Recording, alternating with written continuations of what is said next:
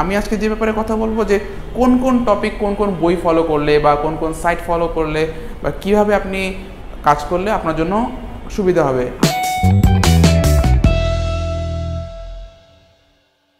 আসসালামু আলাইকুম, আমি Tahid Ahmed Sourav from MBA 57th batch IBA DU। Welcome to our video show. আমরা আজকে যে ব্যাপারে কথা বলবো সেটা হচ্ছে IBA MBA অ্যাডমিশন টেস্টের প্রিপারেশনের ব্যাপারে। আপনারা অলরেডি জানেন যে কীরকম কোশ্চেন আসে MBA অ্যাডমিশন টেস্টে। তো আমি প্রথমে যে কথাটা বলতে চাই যে MBA এর প্রিপারেশনটা বা অ্যাডমিশন টেস্টের প্রিপারেশনটা শুধু IBA MBA এর জন্য না রেখে আমরা যদি এটা আর একটু এক্সপ্যান্ড করতে পারি, যেমন বিভিন্ন জব এক্সাম, ব্যাংকের এক্সাম বা বাংলাদেশ ব্যাংকের অ্যাসিস্ট্যান্ট ডিরেক্টর এক্সাম, সেখানে যদি এক্সপ্যান্ড করতে পারি তাহলে জিনিসটা আমাদের জন্য অনেক বেশি সুবিধাজনক হবে। আপনারা অলরেডি জানেন যে কী টাইপের কোশ্চেন আসে। তো আমি আজকে যে ব্যাপারে কথা বলবো যে কোন কোন টপিক কোন কোন বই ফলো করলে বা কোন কোন সাইট ফলো করলে বা কীভাবে আপনি কাজ করলে আপনার জন্য সুবিধা হবে। আমরা জানি কয়েকদিন আগে 60th ইনটেকের এক্সাম হয়ে গিয়েছে। তো আমরা হয়তো বা একটা প্রেডিকশন করতেই পারি যে এই বছরের শেষের দিকে বা নভেম্বরের দিকে 61st ইনটেকের এক্সামটা হয়ে যেতে পারে। তো আগামী 4 মাস আপনি প্রিপারেশনটা কীভাবে নেবেন, কীভাবে ইউটিলাইজ করবেন সময়টা, সেটা নিয়ে আমরা আজকে কথা বলবো। তো প্রথমে শুরু করা যাক ইংলিশ নিয়ে।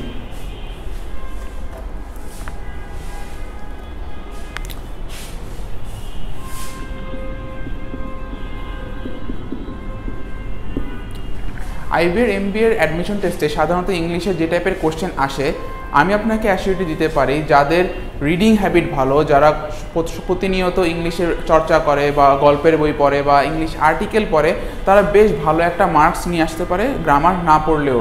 বাট তাও আমাদের হয়তো অনেকের অভ্যাস থাকে না যে ইংলিশ রেগুলারলি পড়া বা গল্পের বই পড়া বা চর্চা করাটা। সো যাদের বেসিক খুবই দুর্বল তাদেরকে আমি বলবো যে ইংলিশ গ্রামারের জন্য ক্লিফস টোফেল বইটা পড়ার জন্য।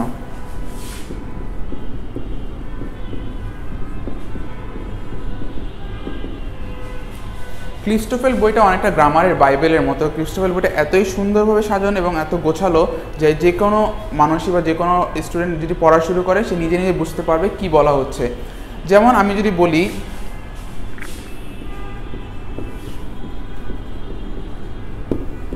হু বা হোম, এই ইউসেজটা কীভাবে, কখন হু হবে কখন হোম হবে, এই ব্যাপারগুলো ছোটো ছোটো জিনিসগুলো আপনি ক্লিফস টোফেলে খুঁজে পাবেন। আমি প্রিফার করি পেজ 36 থেকে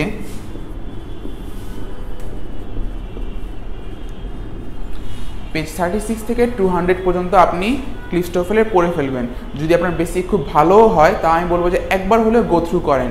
এই ক্লিফস টোফেল বইটাতে অনেক ছোট ছোট মিনি টেস্ট, ছোট ছোট এরর ডিটেকশন থাকে, যেগুলো আপনি যদি সলভ করেন আপনি জানতে পারবেন যে আপনার আসলে কোথায় কোথায় সমস্যা হচ্ছে এবং কোথায় কোথায় আপনি আরও ইমপ্রুভ করতে পারেন।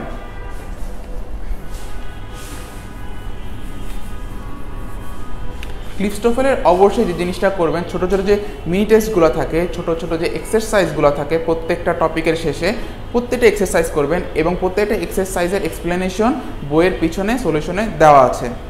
এবার আসা যাক ক্লিফস টোফেল শেষ হলে আমরা কি করব। ক্লিফস টোফেল শেষ হওয়ার পর আমি প্রিফার করি সাধারণত যেটা হয় যে সেন্টেন্স কারেকশন বা এরর ডিটেকশন আমরা কোন বই থেকে করব বা কোন বই থেকে ফলো করব সেটা আমার একটা ড্যাংলিং থাকি। আমি প্রিফার করি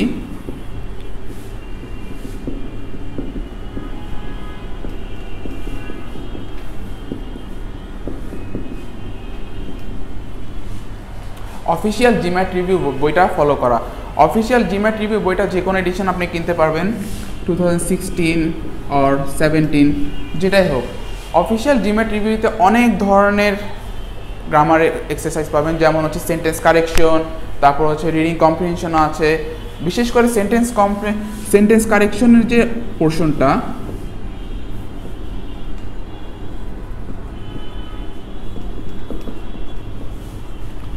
এখানে প্রায় 150টার মতো সেন্টেন্স কারেকশন এক্সারসাইজ দেওয়া থাকে।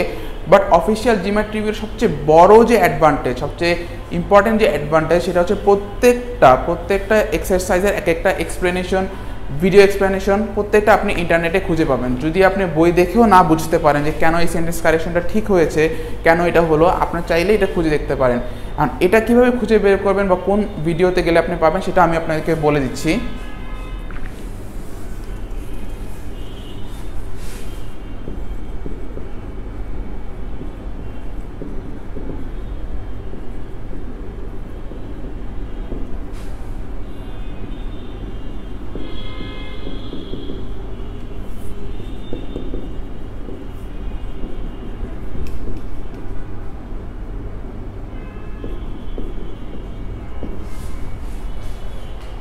গুগলে গিয়ে আপনি যদি official GMAT review video explanations search করেন তাহলে আপনি প্রত্যেকটা পার্টের প্রত্যেকটা সেকশনের জন্য আলাদা আলাদা করে ভিডিও এক্সপ্লেনেশন খুঁজে পাবেন।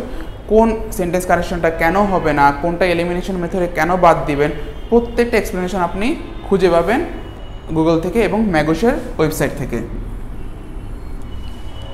আচ্ছা, এছাড়াও আমি আরেকটা বই আপনাদেরকে সাজেস্ট করব, সেটা হচ্ছে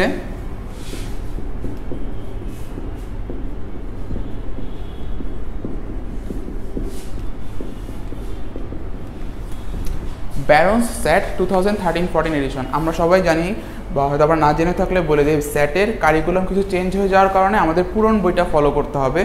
ব্যারন্স স্যাটের 2013-14 এডিশনটা যদি আপনি খুঁজে পান, সবসময় দেখবেন পিছনে 6টা মডেল টেস্ট দেওয়া আছে কিনা। যদি 6টা মডেল টেস্ট দেওয়া থাকে তাহলে বুঝবেন যেটা পুরান কারিকুলামে। ব্যারন্স স্যাটের সেই 6টা মডেল টেস্ট আছে, সেটার সেকশন 4 and 10 এই দুইটা সেকশন অবশ্যই আপনি সলভ করার চেষ্টা করবেন। এখানের যে এক্সারসাইজগুলো দেওয়া আছে খুবই ভালো এবং খুবই স্ট্যান্ডার্ড, এবং এই এক্সারসাইজগুলো আপনি যদি করতে পারেন তাহলে আপনার স্কিল অনেক বেশি ইমপ্রুভ করবে। আচ্ছা, মাঝখানে একটা কথা বলে দিই যে প্রিপারেশনের শুরুতে সবচেয়ে বেশি একটা মানুষ যে ভয়টা পায় বা যে বাধাটা পায় এবং যে ভয়টা কাজ করে তার মধ্যে সেটা হচ্ছে ওয়ার্ড মেমোরাইজিং। ওয়ার্ড মুখস্থ হচ্ছে না। যেমন আমাকে অনেক বলে যে ভাইয়া ওয়ার্ড মুখস্থ হচ্ছে না, আজকে পড়তেছি কালকে ভুলে যাচ্ছি, এই সিনোনিম পড়তেছি ওই সিনোনিম পড়তেছি, কিছুই মনে নাই। আসলে ওয়ার্ডটা আসলে এভাবে মনে থাকবে না। আপনি যত বারবার রিভাইজ করবেন, যতবার রিভিশন দিবেন সেভাবে মনে থাকবে। আর আপনি ওয়ার্ড কোত্থেকে পড়বেন? ওয়ার্ড পড়ার জন্য আমি যেটা প্রিফার করবো সেটা হচ্ছে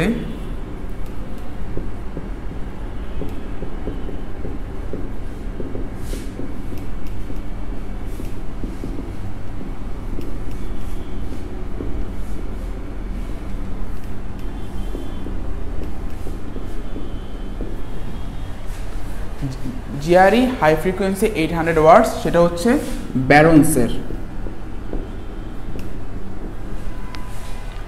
শুধু তাই না, আমি বিভিন্ন জবের এক্সামের, তারপর বিভিন্ন প্রাইভেট ব্যাংক এক্সামের, গভর্নমেন্ট এক্সামের ওয়ার্ডগুলো আমি একটু ঘাটিয়ে দেখেছি। সেখানে হচ্ছে যে জিআরই হাই ফ্রিকোয়েন্সি 800 ওয়ার্ড যদি আপনি মোটামুটি ভালো মতো মুখস্থ করে ফেলতে পারেন, সিনোনিম লাগবে না, শুধু এই ওয়ার্ডগুলোই মুখস্থ করতে পারেন, তাহলে আশা করি আপনার ওয়ার্ডের প্রতি যে সমস্যাটা আছে, যে বাধাটা আছে, আপনি অনেকটা পার করে ফেলবেন।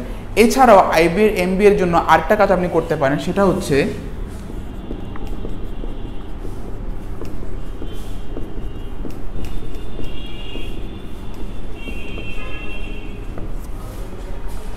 আইবিএর বিবিএ এবং এমবিএর আগের বছরের কোশ্চেনগুলোতে আপনি যখন সলভ করতে যাবেন তখন দেখবেন যে ওয়ার্ডগুলো আপনি জানেন না বা আপনি কখনো পড়েননি বা শুনেন নাই, সেগুলো যদি আপনি কম্পাইল করে একবার করে পড়তে পারেন তাহলে আপনার জন্য অনেক বেশি হেল্পফুল হবে।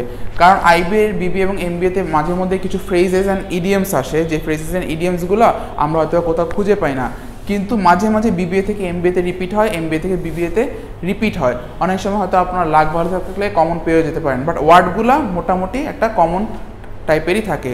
সো মোটামুটি এই দুই টাইপের ওয়ার্ড যদি আপনি মুখস্থ করতে পারেন, এক ব্যারন্সের জিআরই হাই ফ্রিকোয়েন্সি 800 ওয়ার্ডস, আর আইবিএ বিবিএ এবং এমবিএর আগের বছর অ্যাটলিস্ট 10 থেকে 15 বছরের যে ওয়ার্ডগুলো আছে সেগুলো যদি মুখস্থ করে ফেলতে পারেন তাহলে আপনার জন্য অনেক বেশি হেল্পফুল হবে।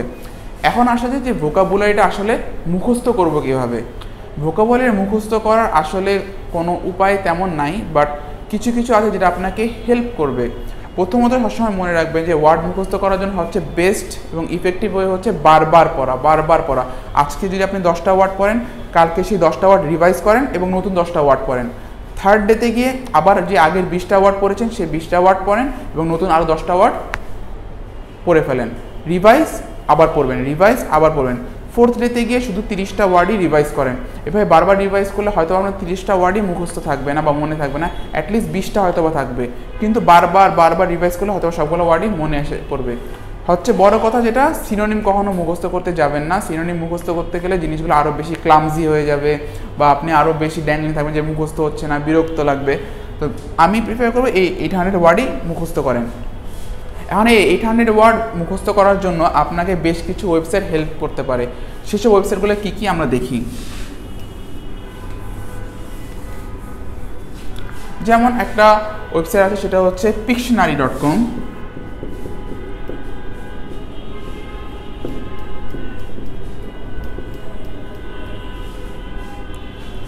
Pictionary.com হচ্ছে আমার দেখা one of the finest website. কারণ হচ্ছে এই Pictionary.com এর প্রত্যেকটা ওয়ার্ডের জন্য না একটা একটা করে ছবি দেওয়া আছে। আমরা যখন কোনো একটা ওয়ার্ড ভিজুয়ালাইজ করতে পারি, যেমন আমরা কোনো মুভি দেখি তখন আমাদের মুভিটা মনে থাকে, ঠিক তাই সেরকমই একটা ওয়ার্ড আপনি যখন ভিজুয়ালাইজ করতে পারবেন বা আপনি দেখতে পারবেন বা চিন্তা করতে পারবেন যে হ্যাঁ আমি একটা ভিজুয়ালাইজ করতেছি, এই ওয়ার্ডটা এরকম, তাহলে আপনার ওয়ার্ডটা মনে থাকতে পারে। যেমন আমি আপনার একটা ওয়ার্ডের এক্সাম্পল দেখাই, অ্যাবেট। অ্যাবেট মানে হচ্ছে হ্রাস পাওয়া।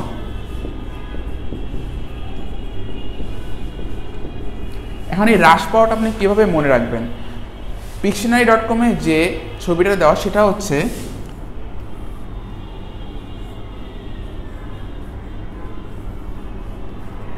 একটা স্টকের একটা গ্রাফ দেওয়া আছে এবং দেখা যাচ্ছে স্টকটা দিন দিন কমে যাচ্ছে, মানে হ্রাস হচ্ছে, তার মানে কি এটা অ্যাবেট হচ্ছে। এটা এভাবে মনে মনে রাখা যায়, মানে ওয়ার্ড দেখে এবং ছবিটা দেখে আমি একটা ওয়ার্ড মুখস্থ করে ফেললাম। সো যারা যারা হয়তো ভিজুয়ালাইজ করতে চান একটা ওয়ার্ডকে, Pictionary.com এ আপনি সেটা হেল্প নিতে পারবেন।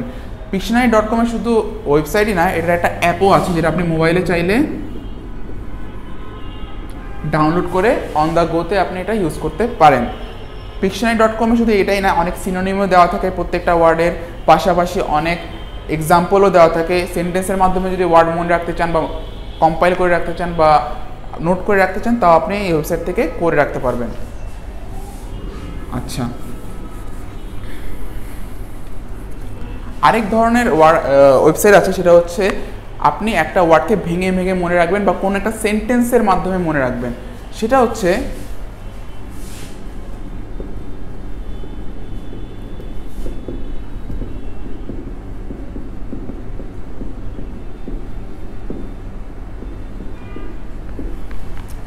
Mnemonic.com।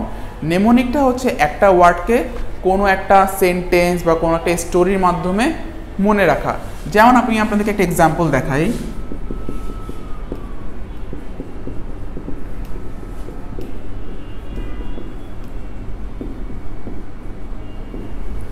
অ্যাবস্টিমিয়াস মানে হচ্ছে পানাহারে সংযমী।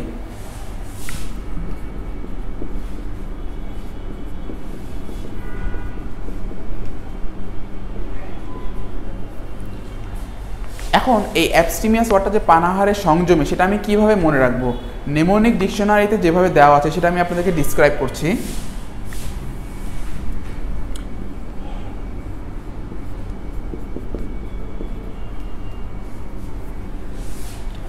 আমরা যখন অ্যাবস মানে কি, আমরা যখন অ্যাবস বা মাসল ক্রিয়েট করতে চাই তখন কি আমাদের কি দরকার হয়?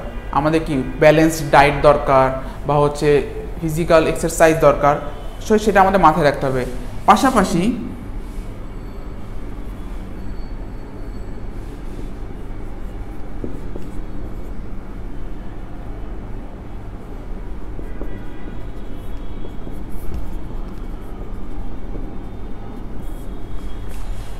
স্টেম থেকে স্ট্যামিনা আমরা যদি চিন্তা করি, অ্যাবস এবং স্ট্যামিনা এই দুইটা জিনিস যদি আমাকে ক্রিয়েট করতে হয় তাহলে কি দরকার হবে? ব্যালেন্সড ডায়েট, এবং খাওয়া দাওয়া আমাকে খুব ব্যালেন্স করে খেতে হবে, খুব দেখে শুনে খেতে হবে, প্রপারলি খেতে হবে। তারপর আমাকে ফিজিক্যাল এক্সারসাইজ করতে হবে, তার মানে কি আমাকে সংযমী হতে হবে। তার মানে কি এই দুইটা ওয়ার্ডের মাধ্যমে আমি মনে রাখতে পারি যে অ্যাবস্টিমিয়াস মানে হচ্ছে পানাহারে সংযমী। তার মানে কি নেমোনিক ডিকশনারি থেকে আমি আসলে মনে রাখতে পারি যে একটা ওয়ার্ড ভেঙে ভেঙে এই ওয়ার্ডটার মিনিং কি হতে পারে।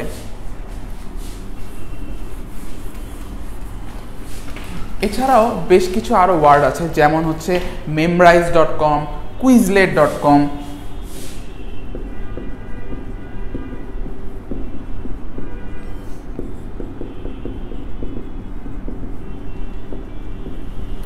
memrise.com, quizlet.com থেকে আপনি চাইলে নিজের মতো ওয়ার্ডের একটা লিস্ট ক্রিয়েট করে সেখান থেকে আপনি এমসিকিউ এর মতো একটা গেম খেলতে পারবেন।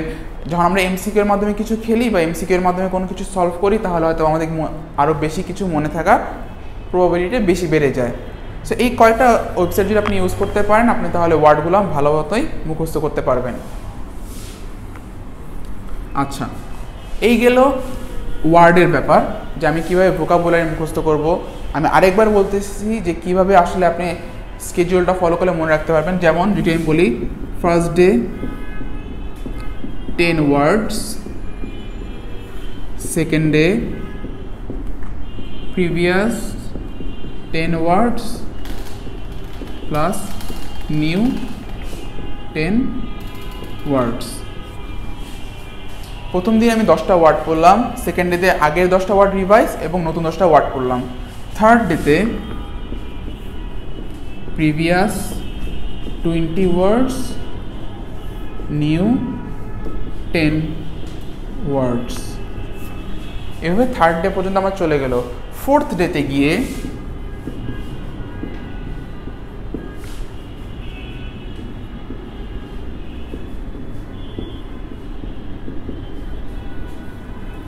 শুধু এই 30 ওয়ার্ডস রিভাইজ করব। এভাবে তাহলে 4 দিনে আমি মোটামুটি 30টা ওয়ার্ড করে যদি মুখস্থ করতে পারি, হয়তো 2 মাসের মধ্যে আমার 800 ওয়ার্ড মুখস্থ হয়ে যাবে।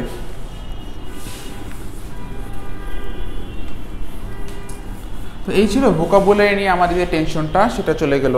সেন্টেন্স কারেকশন নিয়ে বললাম যে অফিসিয়াল জিম্যাট রিভিউ আমি ব্যারন সেট থেকে করতে পারি। এখন আসতেছে ইরর ডিটেকশন।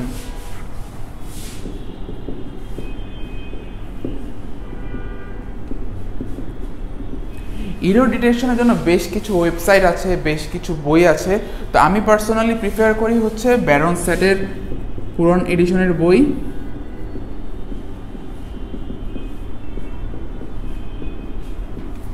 ব্যারন সেটের 2013-14 এডিশন যে আমরা ফলো করি, বেশ কিছু স্ট্যান্ডার্ড ইরর ডিটেকশন আমরা সলভ করতে পারবো।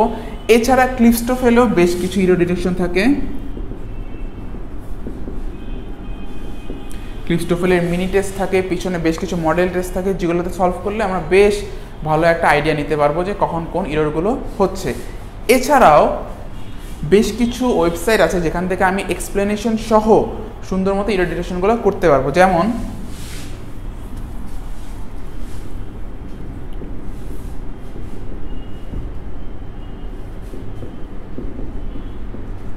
crackset.com, majortest.com, এই দুইটা ওয়েবসাইট থেকে আপনি চাইলে বেশ কিছু আরও অনেক টাফ এবং অ্যাডভান্স লেভেলের ইরর ডিটেকশনগুলো করতে পারবেন, যেটা আপনার ইরর ডিটেকশনের স্কিলগুলোকে ইমপ্রুভ করবে। এইগুলো মোটামুটি সেন্টেন্স কারেকশন এবং ইরর ডিটেকশন আমি কোন কোন বই ফলো করব। আচ্ছা, এখন একটা জিনিস আমার যেটা মনে হচ্ছে বেশি ইম্পর্টেন্ট, আমরা ভোকাবুলারির ব্যাপারে কথা বললাম, ইরর ডিটেকশনের ব্যাপারে কথা বললাম, সেন্টেন্স কারেকশনের ব্যাপারে কথা বললাম। এখন আসি হচ্ছে মোস্ট ইম্পর্টেন্ট ব্যাপার, সেটা হচ্ছে যে এই তিনটা বাদেও আজকাল এমন কিছু কোশ্চেন আসে যেটা সম্পূর্ণ আপনার ইংলিশের উপর আপনার ইনফ্লুয়েন্স কীরকম, ইংলিশ আপনি কতটুকু পারেন বা ইংলিশ আপনার চর্চা কীরকম, সেটা দিয়ে আপনি চাইলেই অ্যান্সার করতে পারবেন। সেটার জন্য আপনাকে রিডিং হ্যাবিটটা প্রচণ্ড বাড়াতে হবে। রিডিং হ্যাবিটটা যদি আমরা আজকে থেকে শুরু করি, প্রিপারেশন প্রতিদিন 1 ঘন্টা করেও যদি ইংলিশ পড়ি, আমরা ইংলিশ আর্টিকেল, কোয়ালিটি আর্টিকেল বা একটা নিউজ পেপারও পড়ি, তাহলে আমাদের ইংলিশটা যে পরিমাণ ইমপ্রুভ হবে, সেটা শুধু গ্রামার পড়ে আপনি হয়তোটা ইমপ্রুভ নাও করতে পারেন। যেমন আমি যেটা প্রিফার করি, আর্টিকেল কোত্থেকে পড়বেন?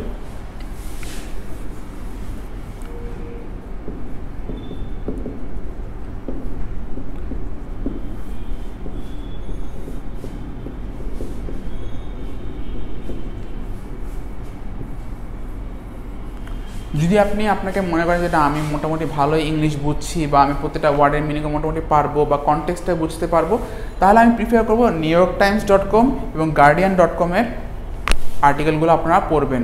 শুধু ইংলিশ জানার জন্যই না, দেশ বিদেশের খবর জানার জন্য, যেটা আপনার ভালো লাগে, স্পোর্টস হোক বা লাইফস্টাইল হোক বা যেটা আপনার ভালো লাগে, বা হয়তো রিলিজিয়ন নিয়ে পড়বেন, রিলিজিয়ন নিয়েও পড়তে পারেন। জাস্ট আপনি ইংলিশটা একবার পড়েন।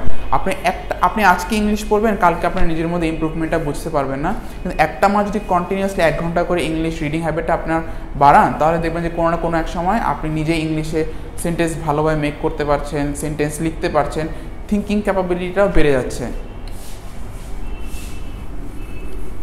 এছাড়াও রিডিং হ্যাবিটের জন্য আমি প্রিফার করবো যারা একটু বিগিনার লেভেলে আছে বা হচ্ছে যে একটু নিজেদেরকে মনে করছেন যে ইংলিশটা আমি একটু কম পারি, তাহলে আপনি চাইলে ডেইলি স্টার পড়তে পারেন, ডেইলি সান পড়তে পারেন, আপনি যদি নভেল পড়তে চান, আমি প্রিফার করব ইন্ডিয়ান রাইটার চেতন ভগতের বইগুলো পড়তে।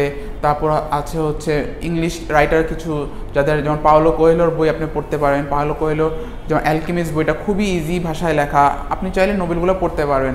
কিন্তু এখন আপনি যদি প্রথম ধাপে যদি চান যে আপনি ড্যান ব্রাউনের দ্য ভিঞ্চি কোড বা অ্যাঞ্জেলস অ্যান্ড ডিমন্স পড়বেন, সেটা আপনার জন্য একটু কষ্টদায়ক হলেও হতে পারবে, সবার জন্য না, যারা একটু বিগিনিং লেভেলে আছে তাদের জন্য। সো যারা মনে করতেন যে আমার ইংলিশটা একটু ইমপ্রুভ করা দরকার, আমি একটু বিগিনিং লেভেলে আছি, তাহলে আপনি হয়তো বা ইংলিশ রাইটারের দিকে না যেয়ে ইন্ডিয়ান রাইটারের বই পড়তে পারেন, যেমন চেতন ভগতের বই, বা আপনি ডেইলি স্টার পড়তে পারেন বা ডেইলি সান পড়তে পারেন। বাট প্রত্যেক দিন কিছু না কিছু ইংলিশ পড়া ভালো, কারণ এটাই আপনাকে যে পরিমাণ ইমপ্রুভটা করবে, সেটা আপনার গ্রামার পড়ে বা প্র্যাকটিস করে অতটা ইমপ্রুভ করতে নাও পারেন। আচ্ছা, এরপর আসে আমাদের রিডিং কম্প্রিহেনশন। রিডিং কম্প্রিহেনশন হচ্ছে আমার মতে সবচেয়ে ইম্পর্টেন্ট একটা পার্ট এমবিএর অ্যাডমিশন টেস্টের জন্য, কারণ এই রিডিং কম্প্রিহেনশনে প্রত্যেক বছর আসবেই এবং 4 থেকে 5 মার্ক থাকে, যেটা আপনি চাইলেই সম্পূর্ণ মার্কটা তুলে ফেলতে পারেন, কারণ প্রত্যেকটা কোশ্চেন অ্যান্সার প্যাসেজটার মধ্যেই থাকবে। এখন রিডিং কম্প্রিহেনশন ভালো করার সবচেয়ে ভালো উপায় কী? সেটা হচ্ছে রিডিং হ্যাবিট। আপনি কত তাড়াতাড়ি প্যাসেজটা পড়ে আপনি কনটেক্সটটা বুঝতে পারতেছেন, সেটা আপনার উপরে ডিপেন্ড করবে। আপনি যত বেশি ইংলিশ তাড়াতাড়ি ক্যাপচার করতে পারবেন, মাইন্ড যত তাড়াতাড়ি ক্যাপচার করতে পারবে, ততই আপনি তাড়াতাড়ি অ্যান্সার করতে পারবেন। রিডিং কম্প্রিহেনশন করার জন্য আমি যেসব বই আপনাদেরকে সাজেস্ট করবো, সেটা হচ্ছে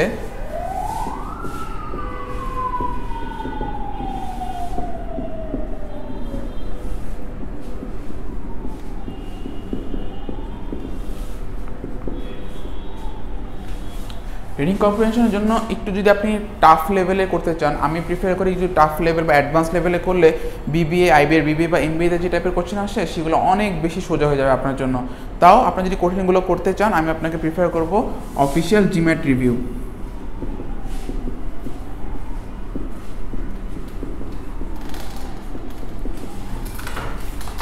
অফিসিয়াল জিম্যাট রিভিউতে প্রায় 150-র মতো রিডিং কম্প্রিহেনশন আছে, বাট সেগুলো একটু কঠিন। আমি আপনাকে সাজেস্ট করব এই রিডিং কম্প্রিহেনশন করতে যদি আপনার আধা ঘন্টাও সময় লাগে, এক একটা করতে যদি আধা ঘন্টা থেকে কি আপনার যদি 1 ঘন্টাও সময় লাগে প্রথমে, আমি আপনার তাও সাজেস্ট করব এটা করার জন্য। কারণ আপনি এগুলো যদি ভালো মতো সলভ করতে পারবেন, তাহলে আপনি দেখবেন যে আইবিএর, বিবিএ, এমবিএর কোশ্চেনগুলো অনেক সোজা হয়ে যাবে আপনার কাছে, কারণ এই কোশ্চেনগুলো অনেক টাফ এবং বেশ অ্যাডভান্স লেভেলের। সো এগুলো সলভ করতে পারলে আপনি বিবিএ, এমবিএর কোশ্চেন অনেক বেশি আপনার জন্য ইজি হয়ে যাবে। এটা শেষ হয়ে গেলে দেন আপনি চাইলে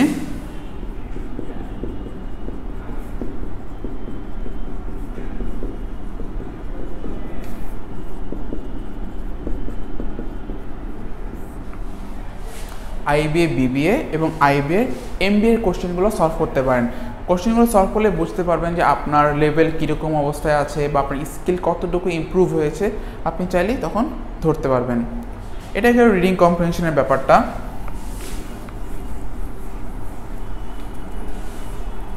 আচ্ছা, এরপর আমরা জানি বেশ কিছু ফিল ইন দ্য গ্যাপস আসে, যেটা হচ্ছে যে আপনার ওয়ার্ডের মাধ্যমে আপনাকে সেগুলো সাবস্টিটিউট করতে হবে বা ফিল ইন গ্যাপসের মধ্যে বসাতে হবে।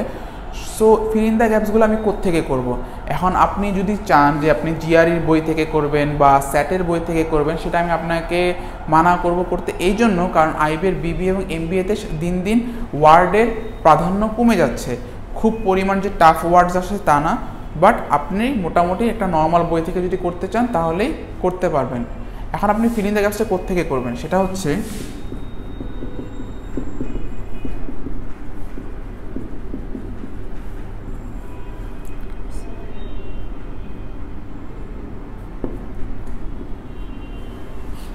আপনি চাইলে বাজার থেকে যে কোনো একটা বই কিনে নিয়ে সেটা হচ্ছে যে ফিল ইন দ্য গ্যাপসের যে কোশ্চেনগুলো আছে বিবিএ বা এমবিএর বা বিভিন্ন ব্যাংক জবের, সেই কোশ্চেনগুলো, গ্যাপসের কোশ্চেনগুলো যদি মোটামুটি সলভ করতে পারেন, তাহলে আপনার আশা করি কাজ হয়ে যাবে। বাট তাও আপনি যদি মনে করেন না কাজ হচ্ছে না, তাহলে আমি আপনাকে প্রিফার করব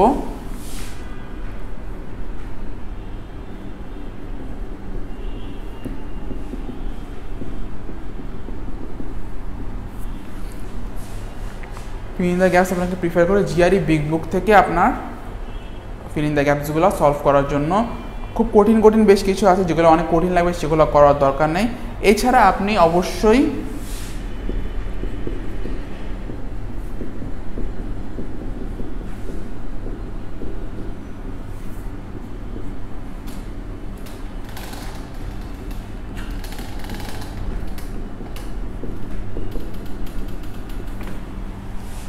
ফিল ইন দ্য গ্যাপসের জন্য জিআরই বিগ বুক, আইবিএ বিবিএ প্লাস এমবিএ এবং জব কোশ্চেন্সগুলো অবশ্যই সলভ করবেন। জিআরই বিগ বুক আপনাদের কাছে হয়তো কঠিন লাগতেও পারে, কারণ ওইখানে অনেক ওয়ার্ড দিয়ে আপনাদের ফিল ইন দ্য গ্যাপসগুলো করা।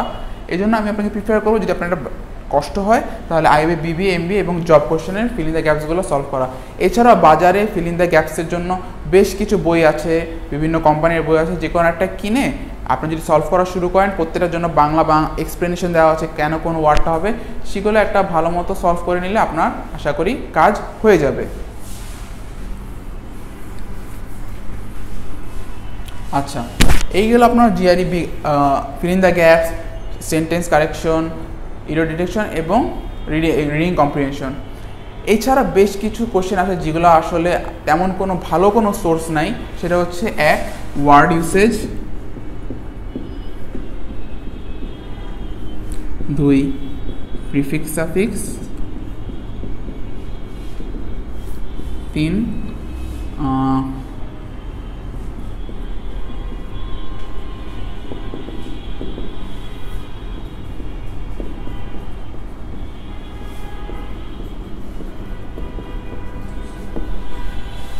ওয়ার্ড ইউসেজ নিয়ে আমরা প্রথমে কথা বলি। এখানে আপনার একটা ওয়ার্ড দেওয়া থাকে, হয়তো বা 3টা সেন্টেন্স দেওয়া থাকে, একই ওয়ার্ডের নাউন ফর্ম, অ্যাডজেক্টিভ ফর্ম এবং অ্যাডভার্ব ফর্ম দেওয়া থাকে। এখন কথা হচ্ছে এই প্র্যাকটিসগুলো আপনি কোত্থেকে করবেন? এই ওয়ার্ডগুলো প্র্যাকটিস করার জন্য আসলে তেমন কোনো সোর্স নাই, বাট আপনাকে যেটা করতে হবে, একটা ওয়ার্ডের কি ফরমেশন থাকতে পারে সেটা আপনাকে জানতে হবে, এবং এটা ভালো করার জন্য অবশ্যই আপনাকে রিডিং অ্যাবিলিটিটা বাড়াতে হবে। যেমন আমি যদি বলি দ্য প্রজেক্ট ইজ ইনফিনিশড বলতে কোনো ওয়ার্ড নাই, দ্য ওয়ার্ডটা হবে আনফিনিশড। এখন আপনি হয়তো ওয়ার্ডটা কোথা থেকে শুনেছেন যে ইনফিনিশড করানো হয় না, আনফিনিশড হবে। আর এই টাইপের কোশ্চেনই আপনাকে এমবিএর ওয়ার্ড ইউসেজ পোর্শনে চলে আসে। বা হয়তো বলে দ্য প্রজেক্ট ইজ ইনকমপ্লিট, নাকি আবার লেখা থাকবে দ্য প্রজেক্ট ইজ আনকমপ্লিট বলতে কখনো কোনো ওয়ার্ড হয় না, ইনকমপ্লিট হবে। কারণ এই ওয়ার্ডগুলো জানতে হলে অবশ্যই আপনাকে আশেপাশে চোখ মুখ কান সব কিছু খোলা রাখতে হবে, যে আমি একটা ওয়ার্ড শুনতেছি, এটার কি অ্যাডজেক্টিভ ফর্ম আছে বা অ্যাডভার্ব ফর্ম আছে, এগুলো জেনে নিতে হবে। আর এত ওয়ার্ডের অ্যাডজেক্টিভ ফর্ম বা নাউন ফর্ম জানা তো পসিবল না। মোটামুটি আপনার রিডিং হ্যাবিটটা ভালো থাকলেই 3টার মধ্যে আপনি হয়তো 2-1টা অ্যান্সার করে দিয়ে আসতে পারবেন, আর ভাগ্য ভালো হলে হয়তো 3টা অ্যান্সার করে দিয়ে আসতে পারবেন। সো এটার একটাই সলিউশন হচ্ছে প্রচুর পরিমাণে ইংলিশ নভেল, আর্টিকেল, রিডিং হ্যাবিটটা বাড়ানো, যাতে আমি ওয়ার্ডটা দেখলে বুঝতে পারি যে না, এই ওয়ার্ডের এই ফর্মটা আছে। আচ্ছা, প্রিফিক্স সাফিক্স মাঝে মধ্যেই আসে। প্রিফিক্স সাফিক্সেরও আসলে তেমন বড় কোনো সোর্স নাই, এটাও আপনাকে মোটামুটি রিডিং হ্যাবিট দিয়েই আপনাকে কমপ্লিট করতে হবে। প্রিপোজিশনের জন্য আপনি চাইলে সাইফুডসের বা বাজারে বেশ কিছু বইটাই আছে, সাইফুডসের প্রিপোজিশন নামে একটা বই আছে, সেই বইটা চাইলে আপনি ফলো করতে পারেন, কারণ এখানে অনেক জবের এক্সামের, বিবিএমবিএর বিভিন্ন প্রিপোজিশনের কোশ্চেন একত্র করে তারপর কম্পাইল করা হয়েছে, ওই বইটা চাইলে আপনি সলভ করতে পারেন। এরপর আসেন ফ্রেজ অ্যান্ড ইডিয়ামস। কারণ আইবিএর, বিবিএ এবং এমবিএতে যে ফ্রেজ অ্যান্ড ইডিয়ামসগুলো আসে, সেগুলো সাধারণত চৌধুরী অ্যান্ড হোসেনের বই বা কনভেনশনাল বইগুলোতে আপনি পাবেন না। এই ফ্রেজ অ্যান্ড ইডিয়ামসগুলো সাধারণত নেটিভ আমেরিকান যারা বা ইংলিশ স্পিকিং যারা করে, ওদের ইউজেস থেকেই চলে আসছে। সো এই ফ্রেজ অ্যান্ড ইডিয়ামসগুলো যে আপনি পারবেন অ্যান্সার করতে এমন কোনো অ্যাসিউরিটি নাই, বাট আপনি আইবিএর, বিবিএ এবং এমবিএর আগের বছরের কোশ্চেনগুলো যদি সলভ করে যান, তাহলে হয়তো বা যদি আপনার ভাগ্য ভালো থাকে 1-2টা কমন পড়েও যেতে পারে। এছাড়াও আপনি চাইলে, আপনি যদি নভেল পড়েন, আর্টিকেল পড়েন, হয়তো বা আপনার কমন পড়ে যেতে পারে। যেমন আমার কমন পড়েছিল, আমি একটা ফ্রেজ অ্যান্ড ইডিয়ামস বিবিএ থেকে কমন পড়ে এসেছিলো আমার অ্যাডমিশন টেস্টের সময়। সো আমি লাকি ছিলাম এবং আমি ওই কোশ্চেনটা অ্যান্সার করতে পেরেছিলাম। সো মোটামুটি ইংলিশে যে 30 মার্কস থাকে,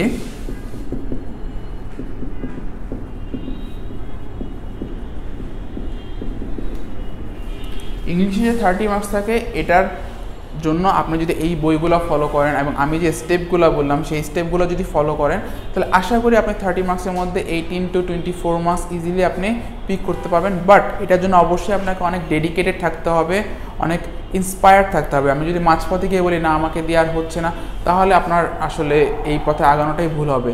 কারণ আমি বিশ্বাস করি আপনি কোনো কাজের প্রতি যদি লেগে থাকেন, ইনশাল্লাহ আপনি হয়তোবা এটার ফল পাবেনই। সো ইংলিশ নিয়ে আমরা আজকে এই পর্যন্তই রাখছি। এখন আমি কথা হলো ম্যাথমেটিক্স নিয়ে।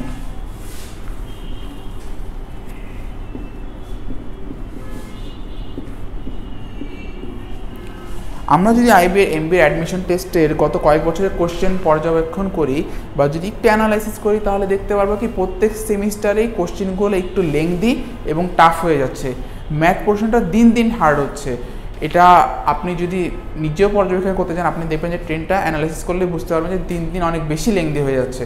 সো এই ম্যাথের পার্টটাকে আপনি কিভাবে ট্যাকেল করতে পারবেন বা কীভাবে গেলে আপনার জন্য সুবিধাজনক হবে, আপনি কিভাবে আপনাকে নিজেকে ইমপ্রুভ করতে পারেন। এখন আপনি দেখেন আপনি নিজেকে জাজ করতে হবে যে আপনি ম্যাথমেটিক্সে কোন পর্যায়ে আছেন।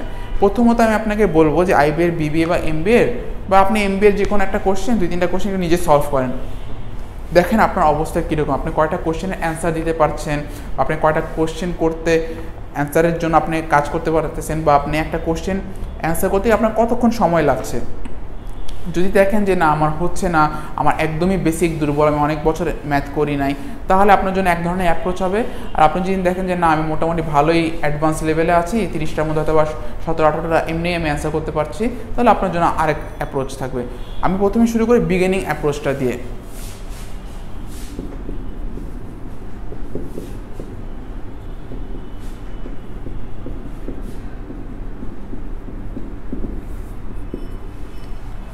নর্মালি আমি যেটা প্রিফার করি, যেহেতু ম্যাথ কোশ্চেন দিন দিন হার্ড হচ্ছে, আমি প্রিফার করি জিআরইর বইগুলো ফলো করার জন্য। আমি নিজে পার্সোনালিও জিআরইর বইগুলো ফলো করেছি। জিআরইর জন্য ম্যানহাটন 1 to 6 বইটা যদি আপনি ফলো করেন,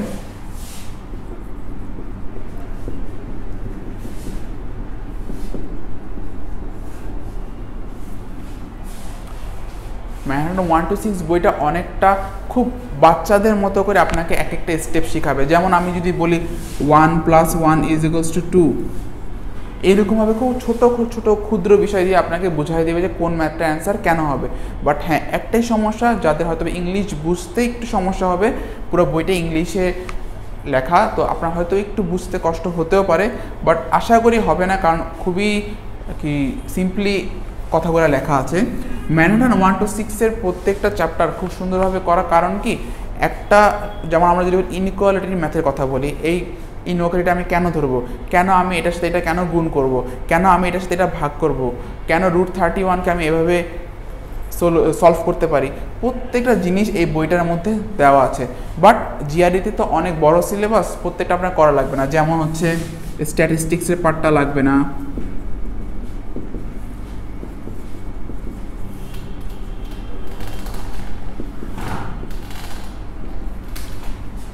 স্ট্যাটিস্টিক্সের পার্টটা লাগবে না, ডেটা ইন্টারপ্রিটেশনের পার্টটা লাগবে না।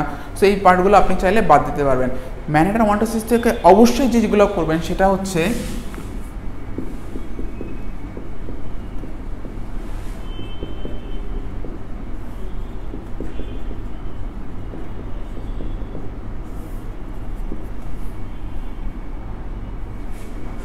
নাম্বার থিওরি অবশ্যই করবেন, ইনইকুয়ালিটি করবেন, ওয়ার্কের ম্যাথ, পার্সেন্টেজের ম্যাথ,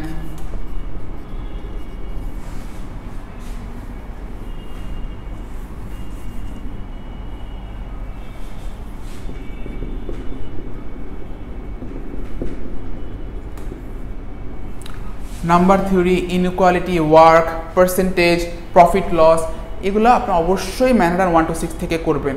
এছাড়া আরও বেশ কিছু অঙ্ক থাকে, যেমন হচ্ছে ট্রেনের অঙ্ক,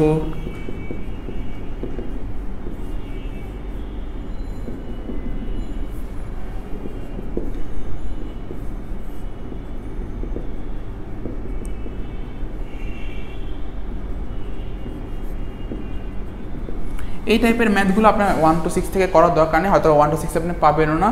বাট এই 5 ধরনের math, number theory, inequality, work, percentage, profit loss এবং probability,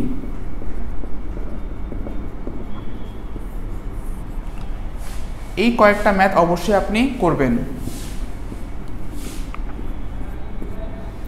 number theory, inequality, work, percentage, profit loss এবং প্রবাবিলিটি, এই পার্টগুলো অবশ্যই আপনি ম্যানহাটন 1 to 6 থেকে করার চেষ্টা করবেন।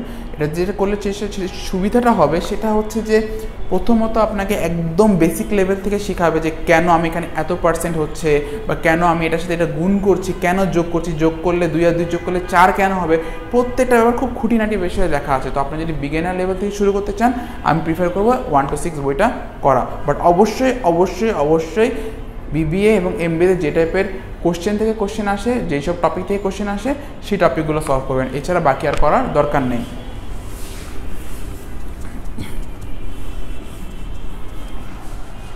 এরপর আসা যাক হচ্ছে 5LB। ম্যানহাটন 5LB হচ্ছে একটু অ্যাডভান্স লেভেলের।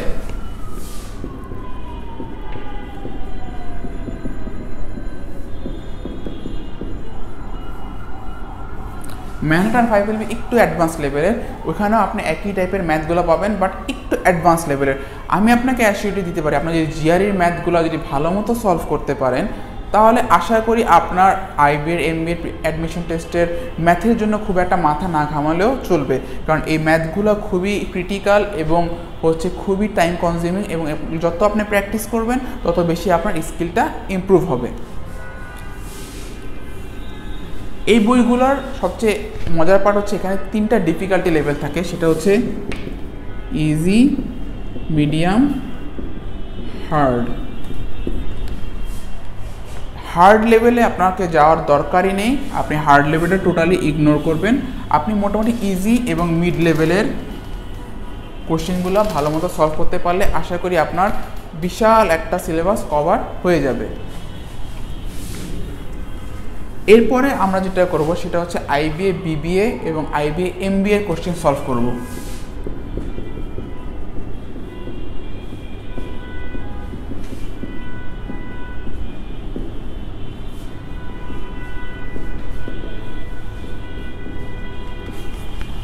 আইবিএ বিবিএ এবং এমবিএ এর কোশ্চেন সলভ করার জন্য সবচেয়ে বেশি ভালো যেটা হয় সেটা হচ্ছে যে আপনি তখন জানতে পারবেন যে বিবিএ এবং এমবিএতে কী টাইপের কোশ্চেন আসে বা কী হচ্ছে। এছাড়া আমরা আরেকটা বই পাশাপাশি রাখতে পারি, সেটা হচ্ছে সাইফুরসের কোশ্চেন ব্যাংক।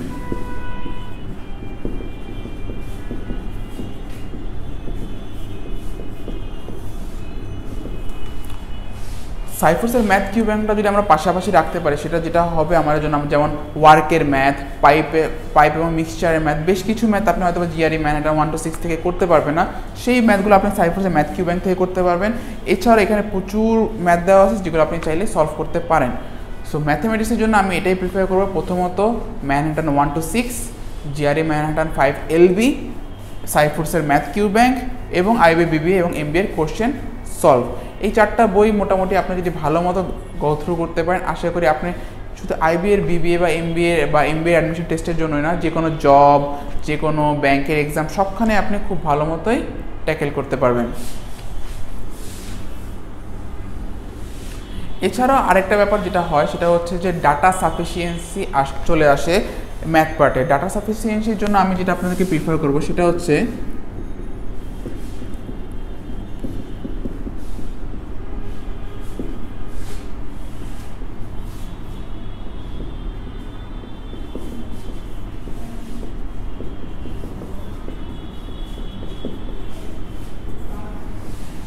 ডাটা সাফিসিয়েন্সির জন্য আপনাকে অফিসিয়াল জিম্যাট রিভিউ বইটা যদি আপনি সলভ করতে পারেন তাহলে আপনার জন্য বেশ উপকার হবে। এছাড়া আপনি চাইলে indiabix.com থেকেও আপনি কোশ্চেন সলভ করতে পারেন।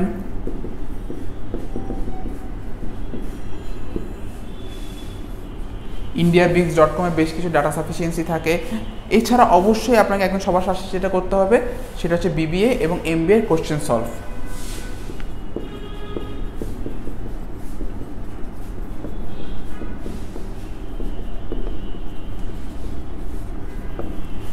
সো ডাটা সাফিসিয়েন্সির জন্য অবশ্যই আপনার প্রথমে অফিসিয়াল জিম্যাট রিভিউ করবেন, indiabix.com এর সাহায্য নিতে পারেন, তারপর বিবিএ এবং এমবিএ এর কোশ্চেন ব্যাংকের সলভগুলো করে নেবেন। আরেকটা পার্ট থাকে সেটা জ্যামিতির একটা পার্ট আমাদের, যেটা কি করা উচিত। অনেকে বলবে যে না আপনার বাদ দিলেও দিতে পারেন, বাট মাঝে মধ্যে হয়তো বা 2-3 মার্কের কোশ্চেন চলে আসে, বা অনেক সময় যদি নাও আসে তা আপনি যদি আগায় রাখতে চান নিজেকে তাহলে অবশ্যই আপনি জ্যামিতি পার্টটা করবেন। জ্যামিতি পার্টটা করার জন্য আপনি সাইফোর্সের যে কোনো একটা ম্যাথ কিউ ব্যাংকের বই বা মেন্টর সিকিউ ব্যাংকের বই যে কোনো কিছু একটা করে নিলেই আশা করি আপনার হয়ে যাবে। জ্যামিতির জন্য খুব একটা টেনশন নেওয়ার কিছু নাই। জ্যামিতি আপনি চাইলে ম্যানহাটন 1 to 6 থেকেও করতে পারেন, 5LB থেকেও করতে পারেন, আপনি চাইলে সাইফোর্সের বই বা বাজারে যে কোনো একটা বই থেকে করে নিতে পারেন। আর BBA-MBA এর কোশ্চেন সলভ অবশ্যই আপনাকে করতেই হবে। সো মোটামুটি এই পার্টটা দিয়ে আমি ম্যাথের পার্টটা কনক্লুড করছি। ম্যাথের যে একটা কম্প্রিহেন্সিভ প্রিপারেশনের জন্য যেসব বই দরকার, যেসব আপনার জিনিস মাথায় রাখতে হবে সেটা আমি বলে দিলাম। এখন আসুন অ্যানালিটিক্যাল পার্টটা।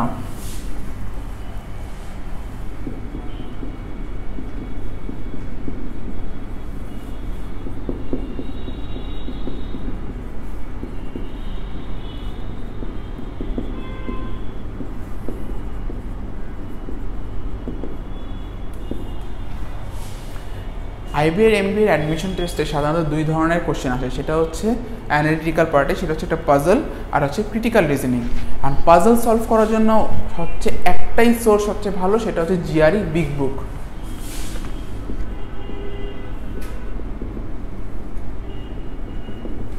আপনি যদি GRE বিগ বুকের 27টা টেস্ট, মোটামুটি 27টা টেস্ট আছে, তো 27টা টেস্টে যদি সবগুলো আপনি সলভ করতে পারেন তাহলে আশা করি আপনার পাজলের নিয়ে আর কোনো টেনশন করাই লাগবে না। এরপর আসেন ক্রিটিক্যাল রিজনিং।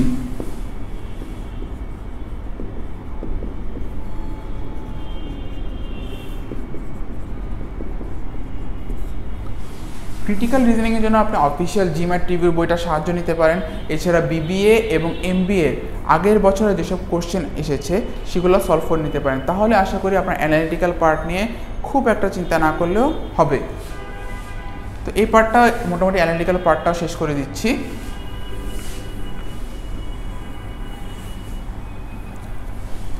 সো মোটামুটি আমরা MCQর যে পার্টটা থাকে, ইংলিশ, ম্যাথমেটিক্স, অ্যানালিটিক্যাল, এই তিনটা পার্টের মোটামুটি একটা কম্প্রিহেন্সিভ প্রিপারেশন আপনি কীভাবে নিতে পারেন সেই কথাগুলো আমি আপনাদেরকে বলে দিলাম। আরও কিছু কথা বলে রাখি যে আসলে MBA অ্যাডমিশন টেস্টটা যদি আপনাকে পার হতে হয়, আপনাকে নিজেকে মোটিভেটেড রাখতে হবে। কেন আমি MBA করতে চাই, কেন আমি IB MBA-তে যাব, কেন আমার গেলে আমার লাইফটা কীভাবে চেঞ্জ হবে, প্রত্যেকটা ব্যাপার আমাকে মাথায় রাখতে হবে।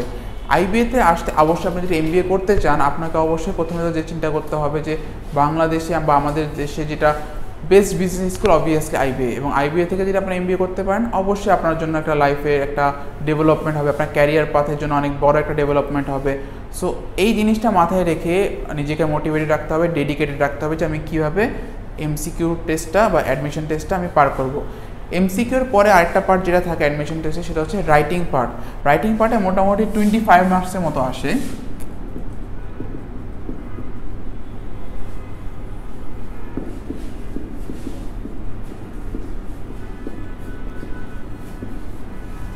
রাইটিংয়ে মোটামুটি 25 থেকে 30 মার্কসের মতো থাকে।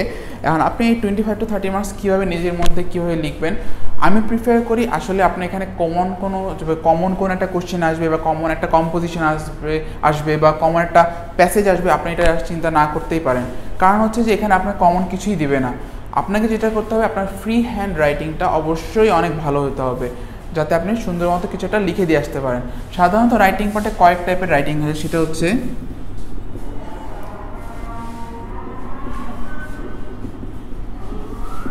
আর্গুমেন্টেটিভ, থিমেটিক,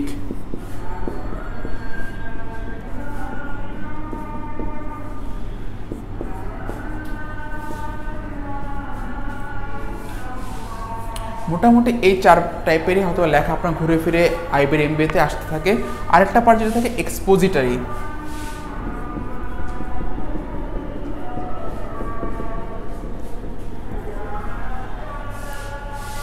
যেমন আর্গুমেন্টেটিভ হয়তো আসতে পারে যে আপনাকে জিজ্ঞাসা করবে যে আপনি এই আর্গুমেন্টটা সাপোর্ট করেন কি না করেন না, সেখানে আপনাকে যুক্তিতর্ক স্থাপন করতে হবে। তারপর থিমেটিক রাইটিংয়ে যেটা হয়, সাধারণত অনেকগুলো ওয়ার্ড দেওয়া থাকে, সেই ওয়ার্ড অনুযায়ী আপনাকে একটা থিমেটিক বা একটা একই থিমে আপনাকে একটা প্যারাগ্রাফ বা এসে লিখতে হবে।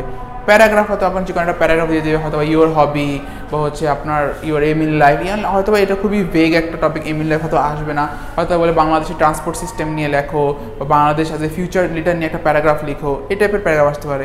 লিটারাল রাইটিংটা সাধারণত আসে না, শুধুমাত্র MBA 55-এর অ্যাডমিশন টেস্টে একবার এসেছিলো রিলেটেড রাইটিং। সেটা হচ্ছে যে আপনার ইউনিয়ন পরিষদের চেয়ারম্যানকে একটা লেটার লিখতে বলেছে, সেটা হচ্ছে ফর্মাল লেটার। আর এক্সপোজিটারি রাইটিং হচ্ছে আপনাকে যে কোনো একটা টপিক দিয়ে বলবে যে একটা এসে বা একটা কম্পোজিশন লেখা। যেমন আমাদের সময় বা 57 থেকে এসেছিলো যে your vision about Bangladesh leading the world. তারপর হচ্ছে যে লাস্ট কয়েক বছর এবার হয়তো বা 60th থেকে এসেছে যে বাংলাদেশের রাইড শেয়ারিং প্ল্যাটফর্ম বা উবার নিয়ে কিছু একটা এসেছে। তো এক্সপোজিটারি রাইটিং নিয়েও আসতে পারে। আপনার জন্য সবচেয়ে ভালো যে উপায়টা হবে, আপনি যেটা করতে পারেন রাইটিংটা এনহান্স করার জন্য, আপনি যদি মনে করেন আমার রাইটিংটা একদমই ভালো না, তাহলে আমি আপনাকে প্রিফার করবো যে কোনো একটা এসের বই নিয়ে একটা এসে পড়েন। দরকার হলে আপনি পড়েন যে my first journey to Russia বা my first journey in a train, যে কোনো একটা এসে পড়েন। একবার পড়ে সেখান থেকে 10 থেকে 15 লাইন নিজের মতো করে একটা খাতায় লিখে রাখেন। এভাবে প্রতিদিন ফলো করেন, 1 মাস ফলো করেন, দেখবেন যে আমার রাইটিংটা অনেক ইমপ্রুভ হয়েছে। বা আপনি আজকে একটা আর্টিকেল পড়লেন, আজকে এই আর্টিকেলের একটা 10 লাইনের সামারি লেখেন। এভাবে নিজেকে ইমপ্রুভ করতে হবে। রাইটিংটা আসলে আপনি কখনো মুখস্থ করেও পারবেন না, বা আপনি হয়তো বা মেমোরাইজ করেও আপনি কমন নাও পড়তে পারে। তো আপনি যেটা করতে পারেন যে প্রতিদিনই কিছু না কিছু লিখবেন, যেটাই পড়বেন তার সাথে একটা সামারি বা একটা এক্সট্রাক্ট লিখে ফেলবেন। আপনি আজকে হয়তো একটা আর্টিকেল পড়লেন উবারের উপর, বা একটা আর্টিকেল বা রোহিঙ্গা ক্রাইসিসের উপর, আপনি পাশে বসে একটা খাতা নিয়ে যেটা পড়লেন সেটার একটা সামারি লিখে ফেলেন। এভাবে প্রতিদিন কিছু না কিছু লেখার ট্রাই করেন, যেটা আপনাকে রাইটিংটা এনহান্স করবে। মোটামুটি আইবির MBA-তে MCQ-এর জন্য অনেকে বলে যে 40 to 60%-এর মতো মার্ক পেলেই হয়। আমি প্রিফার করি আপনি প্রত্যেকটা পার্টে যদি 60%-এর মতো মার্ক রাখতে পারেন, তাহলে আশা করি আপনি হয়তো MCQ-টা ওভারকাম করতে পারবেন। এছাড়া রাইটিং পার্টটাতে অবশ্যই আপনাকে পাস করতে হবে। রাইটিং পার্টটা এমন না যে আপনাকে খুব হেভি ওয়ার্ডস ইউজ করতে হবে, খুব টাফ ওয়ার্ডস ইউজ করতে হবে, এমন না। সিম্পল রেখে আপনি সুন্দর মতো গুছিয়ে লিখে আসতে পারলে আপনাকে একটা ভালো পাস মার্ক বা ভালো একটা মার্ক চলে আসবে। সো মোটামুটি এটাই ছিল যে আইবির MBA প্রিপারেশন আপনি কীভাবে আগামী 3-4 মাসের মধ্যে একটা ভালো একটা কম্প্রিহেন্সিভ প্রিপারেশন নিতে পারেন। সো আপনি যদি এটা ফলো করেন তাহলে আশা করি আপনি একটা ভালো পর্যায়ে নিয়ে যেতে পারবেন নিজেকে। হয়তো বা যদি MBA প্রিপারেশনের কাজে না লাগান, সেটা আপনি চাইলে যে কোনো ব্যাংক হোক বা যে কোনো মাল্টিন্যাশনাল হোক বা যে কোনো প্রাইভেট ব্যাংক বা যে কোনো সরকারি ব্যাংকের বা ইংলিশ এবং ম্যাথ পার্টটা আপনি এই প্রিপারেশন নিয়ে খুব ভালো মতোই ট্যাকেল করতে পারবেন। আশা করি আপনি যদি নিজের মধ্যে ডেডিকেশনটা, নিজের মধ্যে যদি সাহসটা রেখে দেন যে না আমি হয়তো বা চাইলেই MBA প্রিপারেশনটা ওভারকাম করতে পারবো, তাহলে আপনি যদি এটা ফলো করেন ইনশাল্লাহ আপনি এগিয়ে যেতে পারবেন। সো আমার থেকে আজকে এই পর্যন্তই ছিল MBA প্রিপারেশন সম্পর্কে। আশা করি সামনে আরও কিছু নিয়ে আসবো আপনাদের কোশ্চেন অ্যান্সার দিতে বা আরও কিছু ভিডিও নিয়ে। সে পর্যন্ত ভালো থাকবেন। আসসালামু আলাইকুম।